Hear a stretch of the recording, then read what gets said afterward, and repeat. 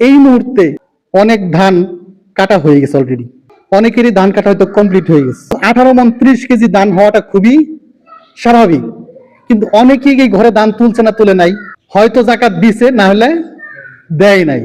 যারা দেয় নাই তাদের ওই ঘরের উগারে পুরাটা ধান কি তার, না গরিব মানুষেরও আছে? গরিব মানুষেরও আছে, কারণ আল্লাহ তাবারক ওয়া তাআলা সূরা জারিয়াত 19 নম্বর আয়াতের মধ্যে বলছেন, ওয়াফি আমওয়ালিহিম হাক্কুল লিসাইলি ওয়াল মাহরুম। তোমার ওই ফসলের মধ্যে, তোমার ওই সম্পদের মধ্যে গরিব, অসহায়, বঞ্চিত মানুষের হক রয়েছে, অধিকার রয়েছে। তাদের ফসল, তাদের সম্পদ তোমার সম্পদের মধ্যে আল্লাহ লুকিয়ে রেখেছেন। তাহলে যারা জাকাত দেওয়া ছাড়াই ঘরে ফসল তুলেছে, তারা মূলত গরিব, মিসকিন, অসহায় মানুষের সম্পদগুলো তাদের ঘরে তুলেছে। কথা ঠিক কিনা বলেন?